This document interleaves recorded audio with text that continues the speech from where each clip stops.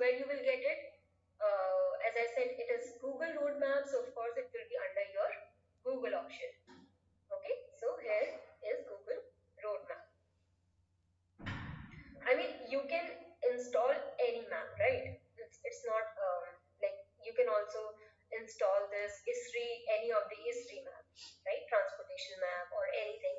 So I'm just using Google Road Map for my reference, and you can also go for your OSM standard map, right? So these are different providers, different USGS. Suppose USGS provide you the data about tectonic plates. So these are just the boundary of tectonic plates. Okay. Right? Yes. Okay. So you scroll, you zoom in using the mouse scroll bar. Okay. So just get familiar with the data first. So you can see, so we will be working with our district map of Uttarakhand state. So let's get into the Uttarakhand state. Yes. So yesterday I was stuck. I would say I was stuck in something which I'll tell you today. So for that you need one more plugin. You go to manage and install plugins. Okay, and we have to install one plugin here. So that's quite helpful when you're again working in new area. So yesterday I was confused with the name. So its name is geocoding, right? Geocoding, right? So it has this binoculars shape icon. So you have to install this plugin. Okay, click on close. Okay, so yes, so this is under your plugins. Okay, so you go to geocoding. You have to, if you want to find some address right now, suppose you are not from India, okay, and you don't know some location where your particular location, and you have, or maybe you want to work in, um, let's say you want to work in Germany, okay, and you don't know where Berlin is located. So what we will do, we'll go to geocoding, right? You will write Berlin, just write Berlin, click on OK, and it will directly take you to Berlin. Okay, see how accurate it is, right? And besides, it is also giving you this name, right? Label, it is also giving you label. So when you are working with some locational data, then it is very useful. Let's see what is there in its there in its attribute table. So to check its attribute table, you go to your layers panel, right click here and click on open attribute table. Okay, so it has given you its name. Okay, and you can also calculate its x and y values. So how we do calculations in our attribute table, I'll discuss it in our future lectures. Okay, so let's close this first. You can also edit these names. This is not a part of today's lecture, but yesterday we kind of missed it. Okay, so for that you go to properties. Okay, right click here, you go to properties, and then you go to this ABC yellow color arrow. Okay, I don't know if it is arrow. This is this yellow color icon. Okay, so here you have the option to give it no label or single label. Okay, so the value will be dependent upon its address. All right, you can change its text and all these things. We will discuss these things also in detail, but right now I'm just explaining you, giving you an idea. Okay, you can keep it bold and let's see how it is changing, right? So because this Berlin is not visible to us very nicely, so let me change its color to red. Let's see how it looks now.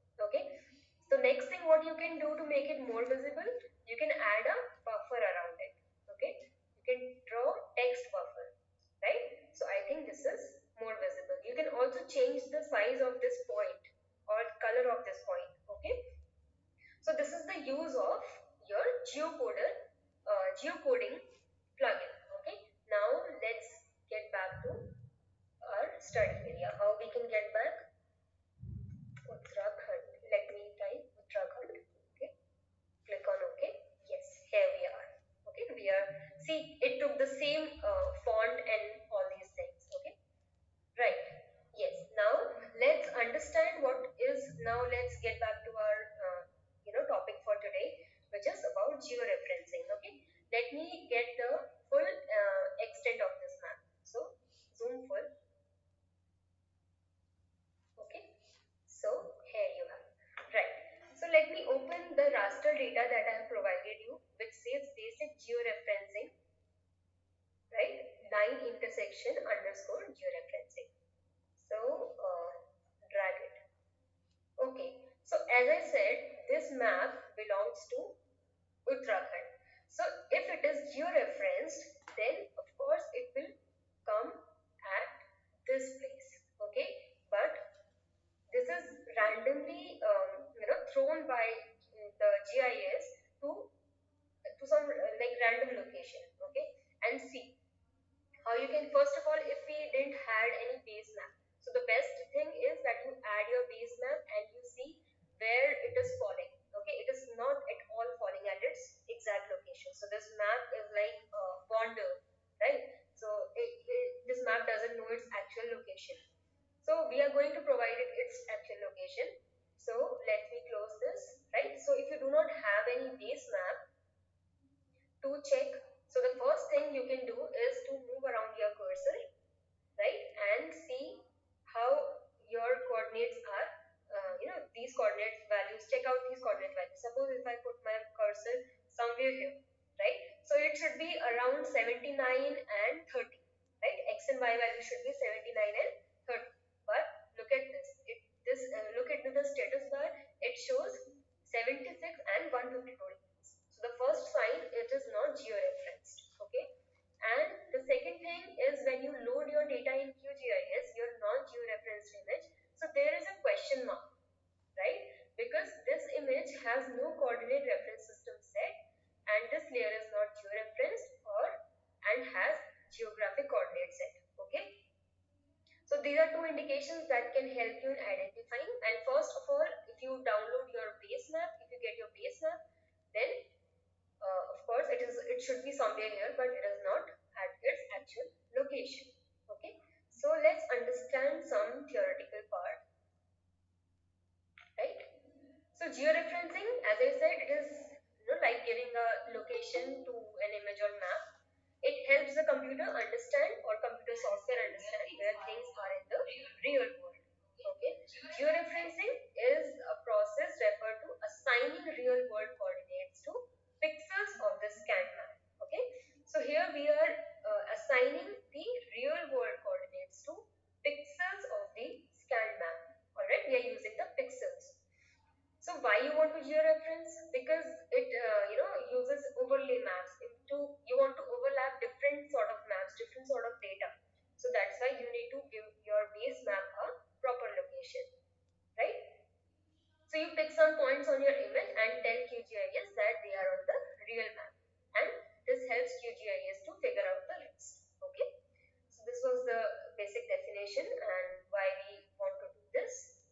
Okay, let me close this geocoding. I hope this geocoding, use of geocoding is clear to all of you, right? Yes, now let's start georeferencing this image. So what difference it will create after georeferencing? So as I said, georeferencer is found under layer. Okay, so you can georeference your raster as well as your vector layer. Okay, georeferencer, come here and find georeferencer. Okay, click on it, and in this georeferencer window, so you have file, edit, view and settings. Okay, we will see the uses of this while we are georeferencing our image. Okay, so here important one is your add point, your delete point and your move GCP points. Okay, you can configure your georeferencer, right? You can show IDs and you can also show georeferencer window docked. You can dock it at the with your QGIS in the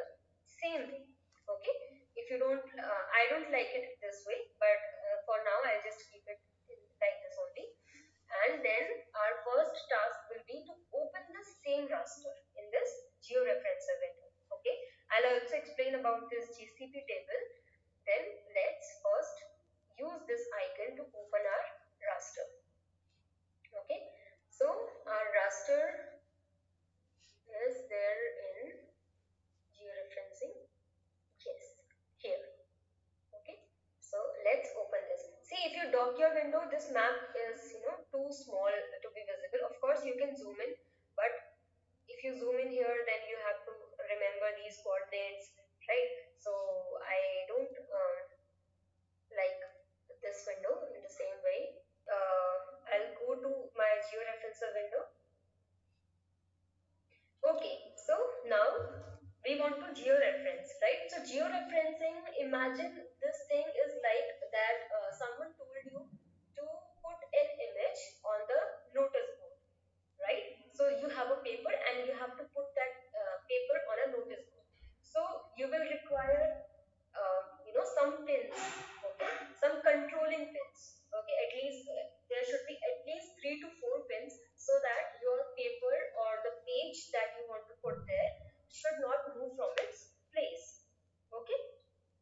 So these adding points, these add point are your ground control points. Okay, the points that will help you in controlling the location.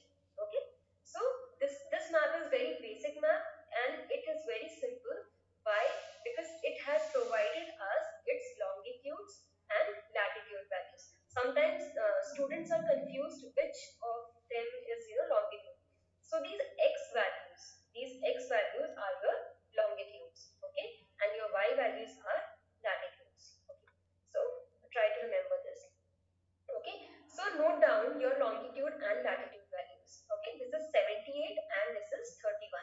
So the intersection point will be somewhere here. Okay, so it will be somewhere here. So we have to put 78 and 31 x and y values at the intersection of these two lines, intersection of latitude and longitudes.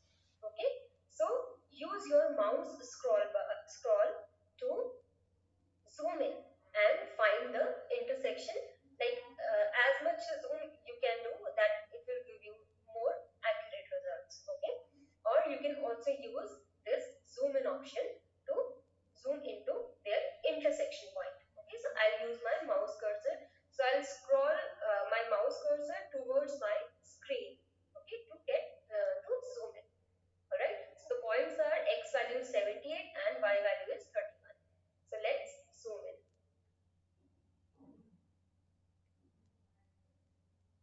I'll just zoom in till here because I can see these pixels now. Okay, let's approximate its center. Click here and see. When you left click, you will get this green dot, or I don't know if the same color is same in your screen as well. Okay, so you give it value 78, x value east or easting is 78 and northern is 31. Okay, click on OK.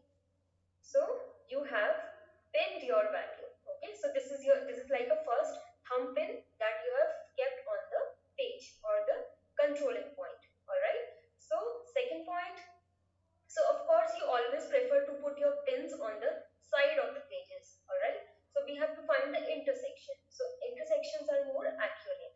Okay, and then second point is your 80 and 31. Okay, 80 and 31. So let's again zoom in. Okay, it's really good if you can zoom in to the same level, like when you have zoomed in for the first time. Okay, you should zoom into that level, but of course most of the time this is not possible. That's the human error. Okay, so try to make it more accurate. Okay, so what was the value? I forgot. It's 80 and 31. Okay, let's zoom in. 80 and 31. Let me find its center, approximate center. That is 80 and 31. Okay, click on OK. Okay, so it will show you some error. Don't worry about it. This happens sometimes with this software. Don't worry about it.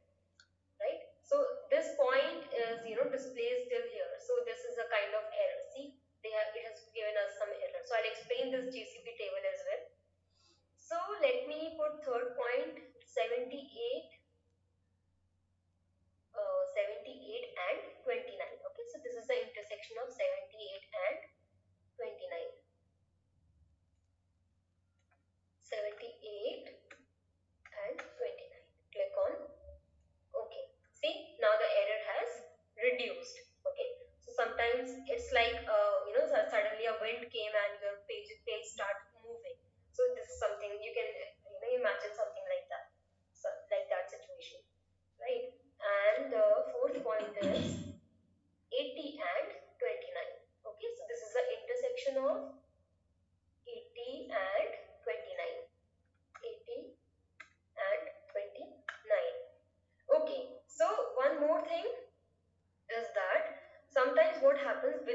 clicking OK, and see, you have placed your point, okay, you have given it value, but you haven't clicked on OK yet.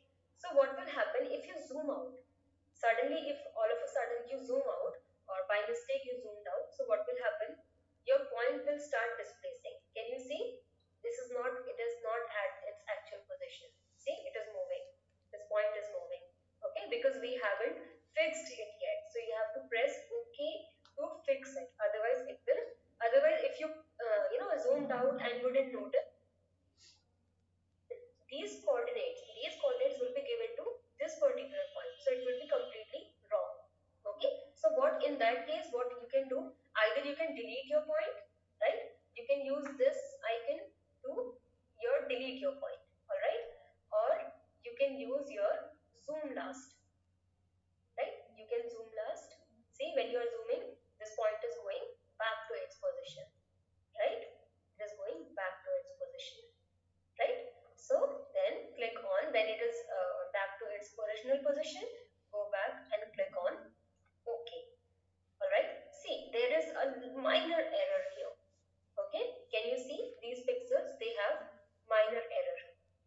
Okay, so this dx pixels and dy pixels and this residual pixels columns here, they refer to the error while placing these points. Okay, and in other words, that one of your GCPs can be wrong placed. Okay, that is not correct. So in this example, so if in this example these things are nearly zero, okay, so we are really, I mean, this is really a good georeferencing which has very low error. Okay, so their error will always be there. Why? First of all,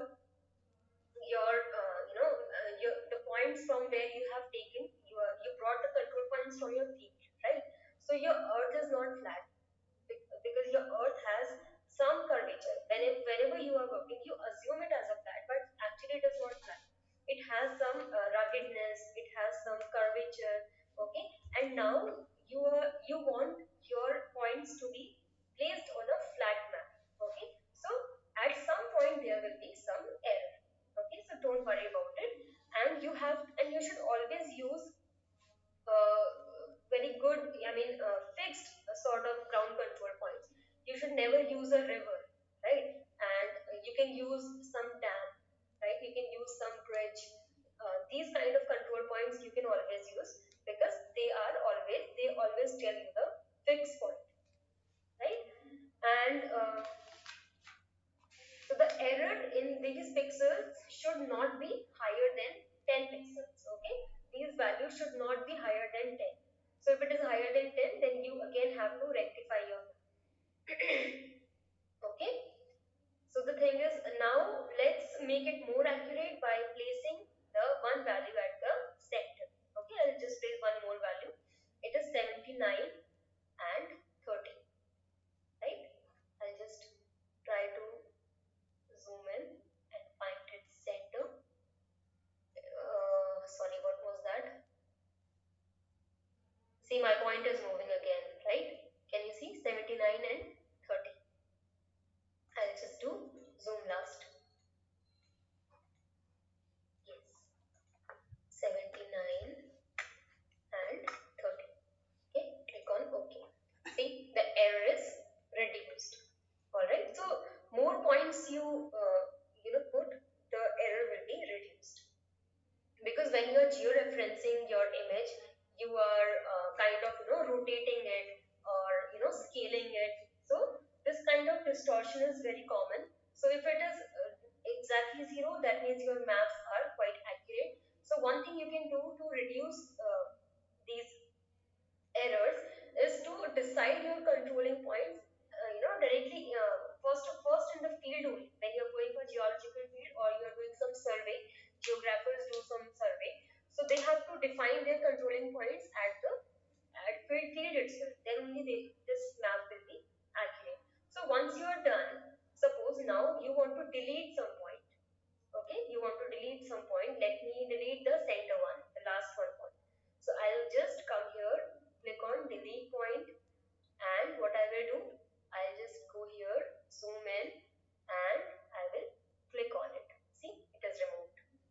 you just click there to whichever point you want to delete. Okay, so now when you are done by placing your points or by placing your pins around your paper, what you have to do, you have to go to transformation settings, because this map is simpler, so we don't need much transformation setting here, but let's see how it works. Okay, so you have to go to your transformation settings. So transformation settings, again, why it is useful? Because as I said, your earth surface is a curved surface. Okay, now you are placing your curved points, the points that you have collected on a curved surface of earth, into a plane paper. So you are kind of rotating, your kind of distorting your values. Okay, so for that you have to give some transformation, how those points will be placed here, how those points will be calculated for your flat map. So first is your linear, Helmholtz, polynomial, polynomial 2, and polynomial. So you try with all these things. Okay, if I go for polynomial 1, okay, so these are all I don't know if so like how many of you are from mathematics. So these polynomial equations, okay, so they use some kind of linear equation, polynomials like first order polynomials, second order polynomials, to make these calculations, to make this transformation. Okay, so your target CRS is simply WGS 84. If you don't know the projected coordinate system of the area, so you just simply use WGS 84. Okay, so your resampling method is I have set to cubic because it helps you in smoothing the pixel values. Okay, and you can also set target resolution. Sometimes this CRS is also called SRS. Okay, so SRS stands for Spatial Reference System. Alright, and you can also save these ground control points for your future reference. So this will be saved in .xml file. So when you are georeferencing this map or any map from the same area or any map from the adjoining area, so you can directly load these ground control points. Okay, and this will give you the all these values, right? So this will help you here. And then finally you can, when you have set your transformation type, then you can click on OK. So higher I mean more higher the order of polynomial and more it will reduce your error, and if your data is too much distorted, then you can use these higher order polynomial equations. Okay, then click on OK. Right, see the error is more reduced. So when you're finally done with all these things, what you will do, you will click on start georeferencing. Okay, click on start georeferencing. See, it has successfully georeferenced. All right, so now let's minimize this first and see whether our things are in place or not.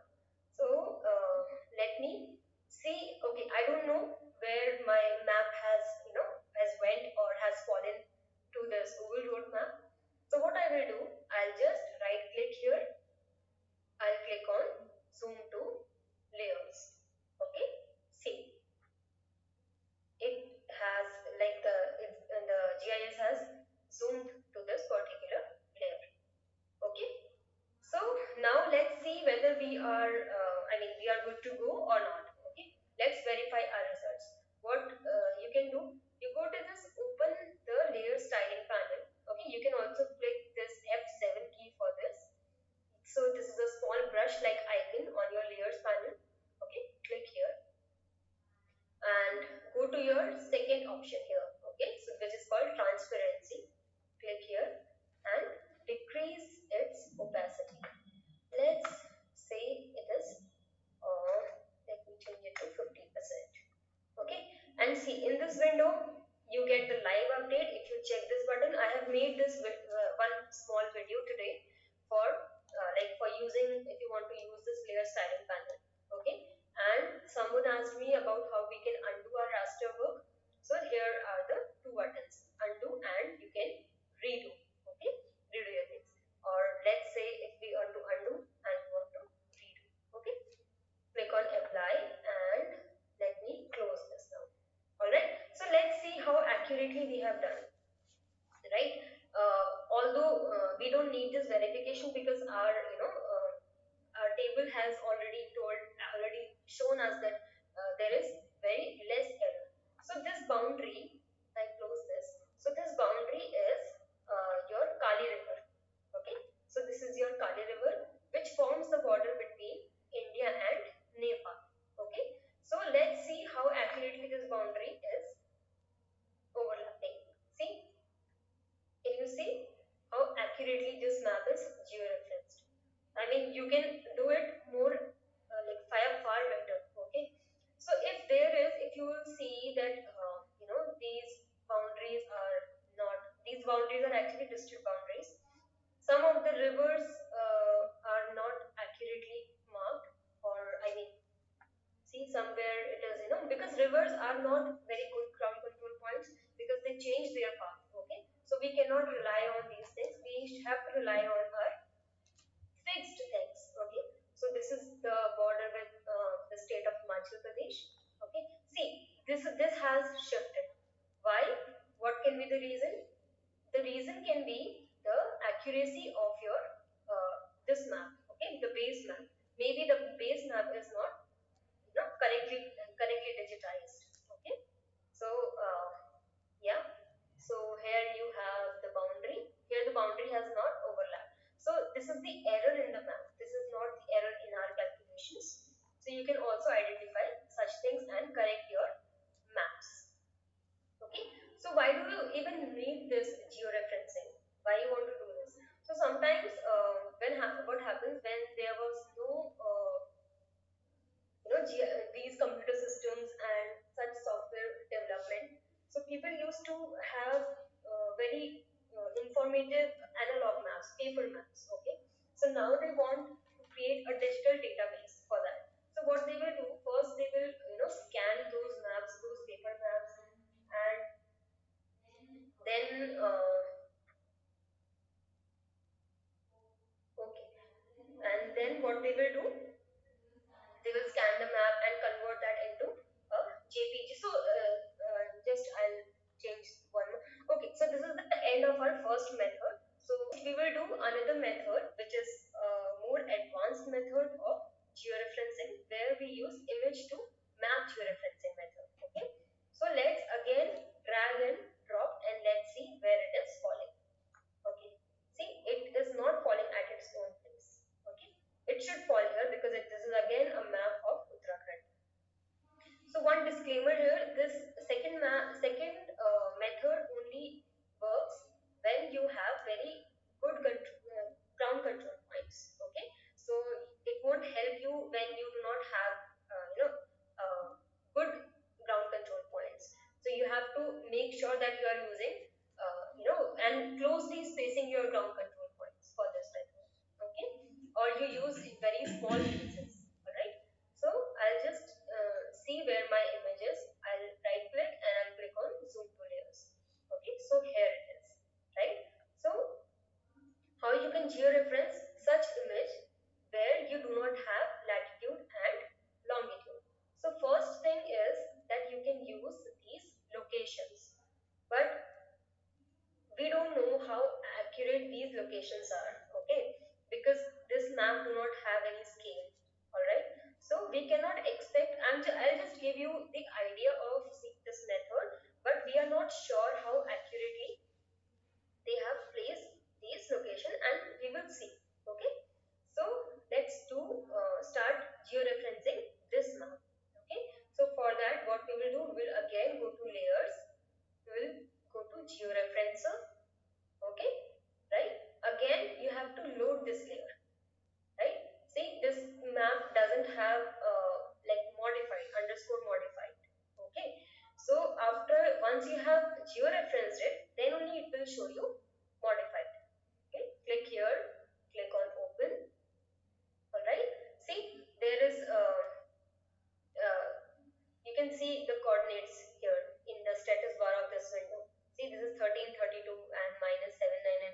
So this is only your x and y coordinates. Okay, right? So let's start georeferencing this with different method.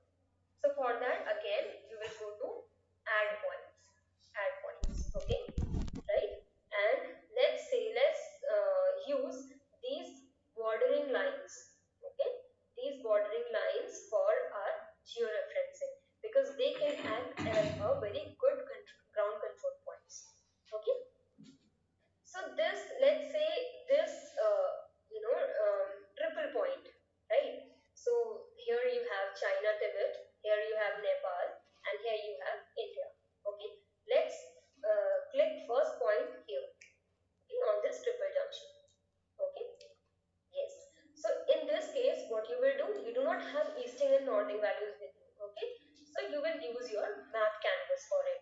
That's why we downloaded our map.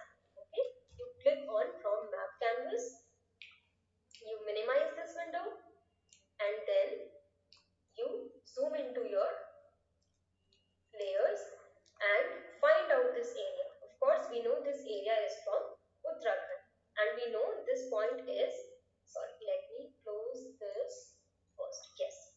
So, of course, this is our disputed area. We don't have to care about it. We just have to care about this triple junction. Okay.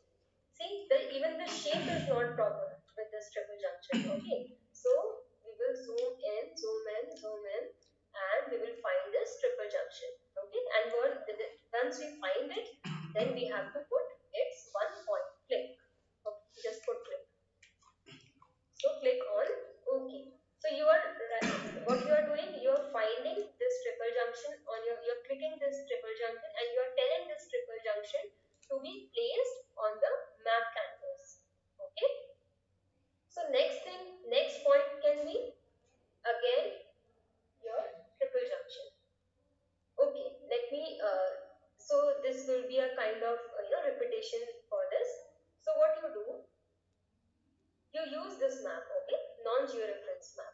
You come here, you find a very nice ground control point. So that can be your border areas. Of course, sometimes border areas are disputed, but they are somewhere somehow they have been roughly marked in your map. You can also use these locations, but we do not have any scale for it. Okay, so let's avoid this. Let's use only this thing. Okay. And so this is again, you can see in this map, this is Nepal, this is India, and this is India again, Uttar Pradesh, okay, state of Uttar Pradesh.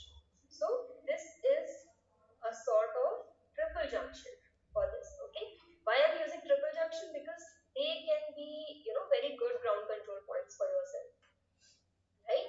As in case you do not have any latitude, longitude of that particular map, okay. So click here.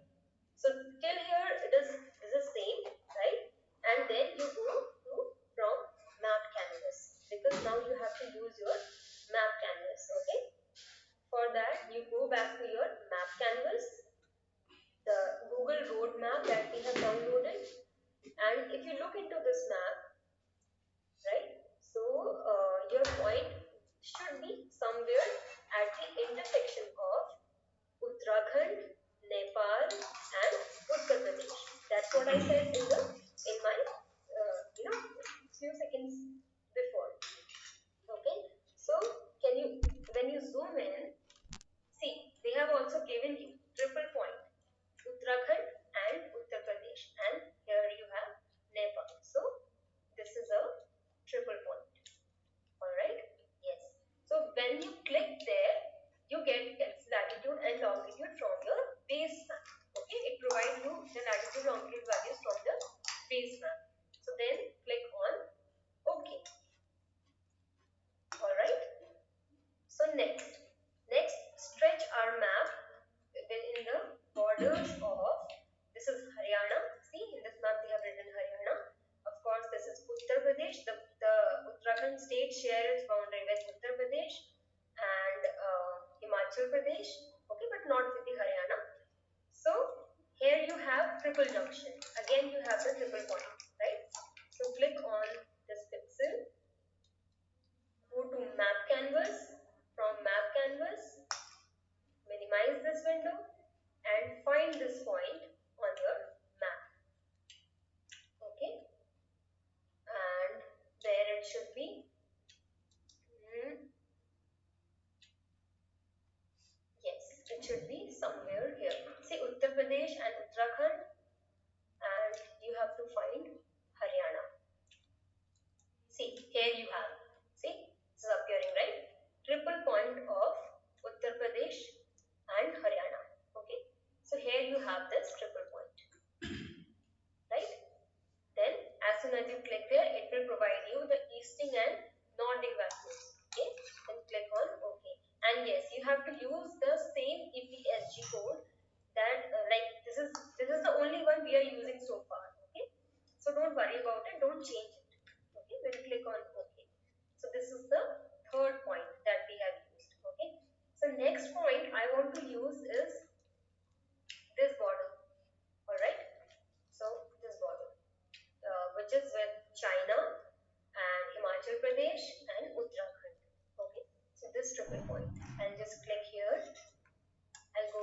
take my reference from map canvas.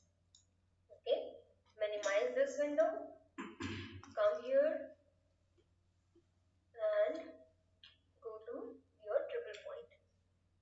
So where is it? So of course we consider this area in India. Okay, so your triple point should be somewhere here. Okay, Uttarakhand, Himachal, and should be somewhere here. Yes, it should be somewhere here. Okay, so you have to find it. Okay, click on OK. See, it has given error. Why? Because this map is not properly digitized, or this map doesn't have any georeference. Okay, so that's why these coordinates are not properly placing there, right? So if you want, you can also use these locations. Let's say I want to use this Rudraprayag location. Okay, so I'll just click here. I mean, you can also use these locations, right? So let's do it with Dehradun. Okay, the capital city, and I'll just click here. I'll use from map canvas. Okay, I'll minimize this window. Then what I will use? My geocoding, right? Because I don't know where Dehradun is. Suppose I don't know where Dehradun is. So I'll use this geocoding plugin that we installed in the starting of this lecture. Okay, go to geocoding, find Dehradun, click on OK. Yes, it will provide you everything. Okay, so Dehradun district, and all this address you can search for anyone. I'll just go with this. Click on OK. See, it has provided you the location of Dehradun. So you can place your point here. Okay, click on OK. Click on OK. So in the same way, you can see the error is slightly reduced, and in the same way, you can use one more location here. This is actually Pithoragarh. Okay, so let's put one more point here. I mean, more the points, the accurate your results will be. Okay, if this map is they have correct locations, then only, otherwise of course it will be displaced, right? You don't know the latitude and longitude of Pithoragarh, so you go to from map canvas. Okay, then you find your geocoding, click on geocoding, and then you go to Pithoragarh, type Pithoragarh, click on OK. Okay, it will give you a list. So I have taken this with the pin code. So again, I'll use the same one. Click on OK. So this is your location of Pithoragarh. Okay. Click on OK. Then click on OK. Alright. See, this is the error.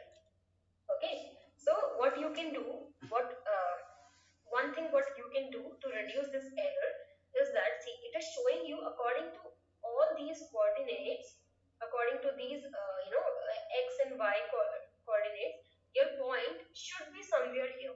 This point should be somewhere here if you want to reduce your error. Okay, but your error less than 10 is fine. I mean, you can leave it as it is, but if you want to move this point, how you can do that? So here you have move GCP point. Okay, this one, move GCP point.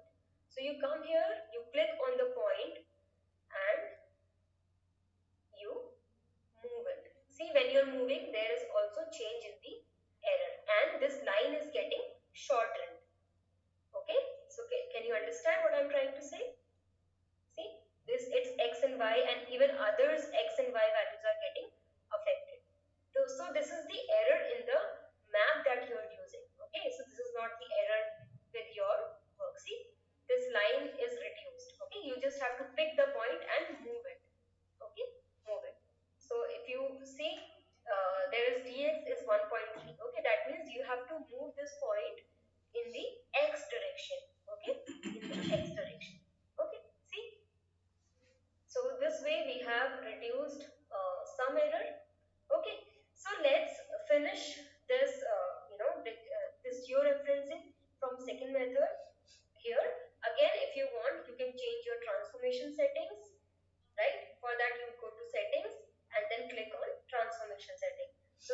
will appear, and you can change it to higher order. Okay, then of course you can make these changes if you want. If you click on OK, then you will see the error is reduced, because higher order of polynomial provide kind of rotation, and it reduces the distortion in your image. Okay, so when we are done with all these things, when we are done with placing our points, then what we do, we use this play button to start georeferencing. Click on start georeferencing. So the layer has been successfully georeferenced. Okay, and let's see how accurate our results are.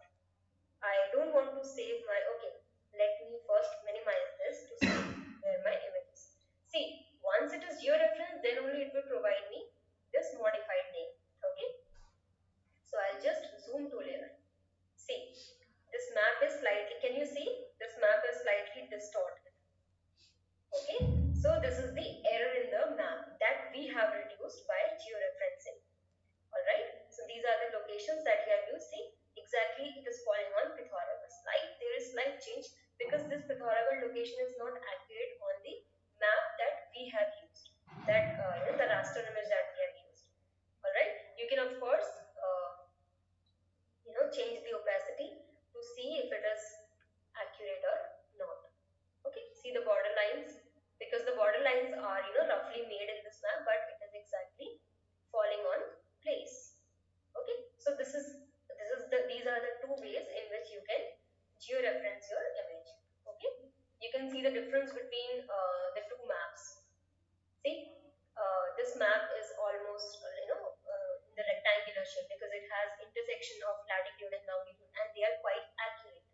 Okay, but this map had to be rotated or distorted by the transformation equation so that it falls on the exact location that we want.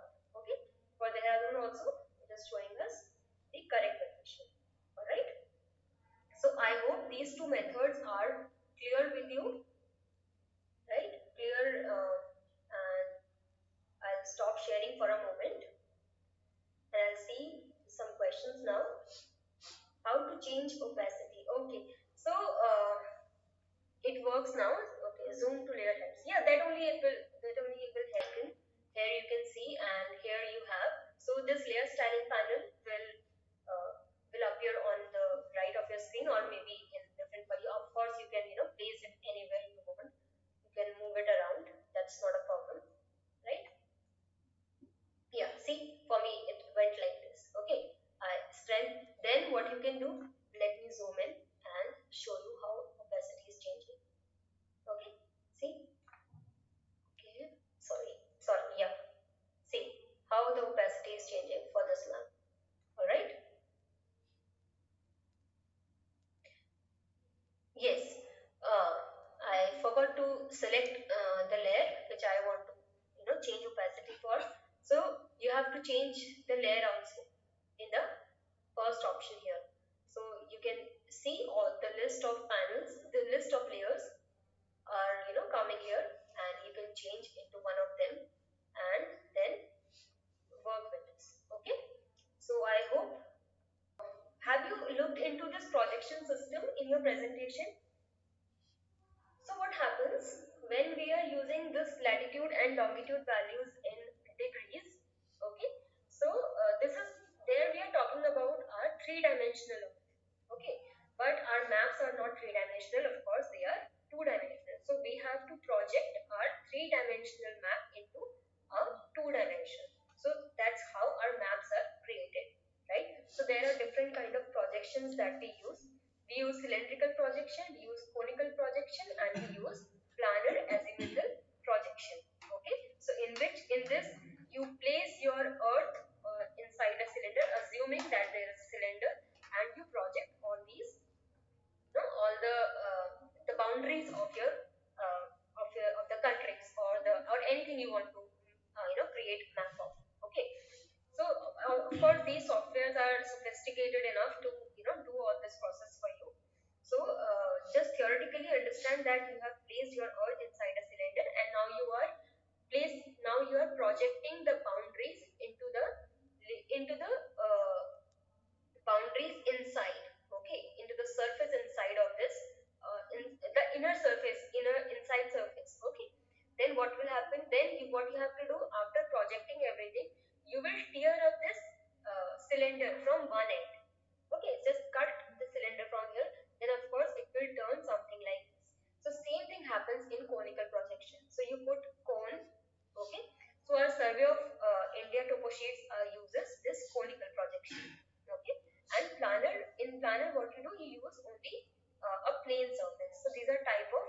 projections that is used to project our 3D Earth into 2D maps. Okay, so when you're doing this transformation, then there are some equations and parameters used, of course, right? So of course there will be distortion, some kind of distortion you have to deal with. Okay, you have to make compromises either on the shape of the the boundary, or the area, or the distance, or the angle. Something will be distorted. So if you see, when you are projecting these maps, so this is North America. If you project it here, of course there will be change in the shape. Okay, so this is a brief about projection system. I have explained this in detail in the presentation. So please go into that. So then comes the concept of UTM zone. So UTM zone is universal transverse markerator. Okay, so UTM. Okay, let me open first this. Okay, let's close this. I don't need this anymore, and I'll just use this, and I'll close everything now. Okay, let me increase its opacity, make it 100%. Okay, now this is your map. If you will see that this is your map in geographic coordinate system. Okay, this WGS 84. This WGS 84 is your geographic coordinate system. Okay, so it uses latitude and longitude, and you can see this WGS 84 is a datum which has limited accuracy at the best of 2 meters. Okay, and this WGS 84 is valid for the entire world. It is the best fit ellipsoid, around the earth, that has the accuracy of plus minus 2 meters. Okay, so what if you want to reduce this accuracy, sorry, yes, reduce this error. Okay, you want to make your map more more accurate. So here comes the role of your UTM zones. Okay, now in UTM zone, what you do, UTM zone is a kind of a projected system. Okay, now you have projected your earth. See, this is how this is done. Okay, so assume this sphere like a earth. Okay, so it is being projected into the cylinder, right? So this cylinder is tangent to the surface of the earth. Okay, so where at you can imagine that around the line, only around the line it will be tangent. Okay, and that line will be a standard line. So in real world, this line coordinates with 0 degree latitude. Okay, and your distortion and shape of the these shapes of the countries or continents will be zero along the standard line. Okay, so why it is called transverse? Because you see the long axis of the cylinder is at 90 degrees, right? 90 degrees to this this standard line. Okay, so this is why it is called transverse, because this cylinder is transverse to the shape of the earth. That's how we are doing its projection. So more you move away from this cylinder, so the more distortion you will face, right? If you are using only marker-radar projection. So to reduce this error, the entire world is divided into 60 zones. Okay, so each zone have its number. It's like 1, 2, 3, 4, 5. In the same way, there are 60 zones. Okay, so in 60 zones, what happened that your yes, so we do not use the polar area here. So for polar area, we can we can use this planar projection. Okay, so for polar area, we just use this planar projection. So we exclude that. Okay, so within one zone, so these are all longitudinal zones. Okay, these are not latitudinal zones, these are longitudinal zones.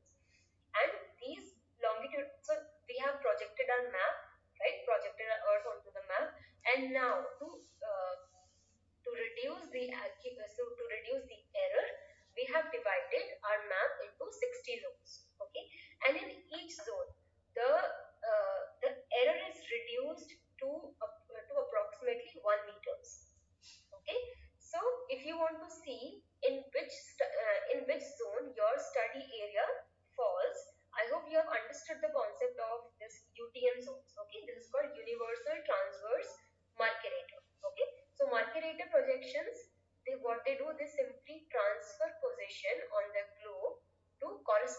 position on a cylindrical surface, okay, which is subsequently cut from end to end and flattened, right? Transverse marginator refers to the manner in which geographic coordinates are transformed, okay. The manner is, it is like, tangent, and the cylinder is almost at 90 degrees, right? 90 degrees to the to this line, to this standard line. All right, so this is how it will look like, right? So more you move away from this standard line, this red line, your distortion will increase, okay. So you have to assume, you have to define or divide the earth into different zones, so that you can assume this line is passing through your own study area, own work. Then only you will be able to get uh, the errors will be reduced for yourself, okay. So what happens, so this is WGS 84. Right now, if I will digitize anything, it will have an error of, plus 2. I mean, there is the error of the map itself. Other than that, there will be approximately plus minus 2 meters. Okay. So what we can do, when we are working in a specific area, okay. Um, Let me show you how you can get the area. Okay. World UTM zones. Okay, you can also download its shape file. See, you have all this. Yes, the website that I will be using will be ArcGIS Hub. Okay, so they provide you the map that you can view, and you can see in which UTM zone your study area falls. Okay, it's slow. Okay, you can also download these zones, and you can also view on the map. Right now, we will just view this on the map. Yes. All right. See, our study area is, is here, right? So can you see? This is the Nepal, and this is Uttarakhand, right? So see, wherever you click on this zone, it will be same, because these are all longitudinal zones. Okay, different columns. So when you click here, see, it will tell you 44. As India lies north of the equator, then of course it will be 44 north. Okay, so Uttarakhand falls in the 44 north zone. So actually, entire state doesn't fall in 44 north, but maximum of it covers in the 44 north. So you cannot project your, this part. This will be okay. Let's check. Yeah, this is 43. So this part of the Uttarakhand into this part, because it will be distorted. Okay, it will be projected according to this 44 zone. Okay, so yes. So yeah, one more thing is that whenever you want to do some calculations in meters or in metric values, okay, metric units, then you have to reproject your map into this UTM zone, because they provide you units in meters. Okay, so now when we have noted the projection of our study area, let's see how we can do that. So for that, first approach is to go to your status bar. Okay, check this EPSG, it is 4326, and click here. And because I have already recently used, so that's why I'm already getting this UTM zone 44. See, in this map you can see the location as well. Okay, so this is your center point, and this is your area. All right. Yes. So suppose you don't know, just type 44 north. See, here you will get your projected coordinate system. So approximately 7,000 standard CRS, and each with different user cases and pros and cons are available in QGIS. Okay, right? So you can use this WGS 84. Okay, so it has some EPSG code. If you can remember this code, you just type this code here, and you will get your projected coordinate system. Okay, let's see what happens when we apply it. Click on apply and click on OK. See, your map is slightly distorted or projected, because projected using your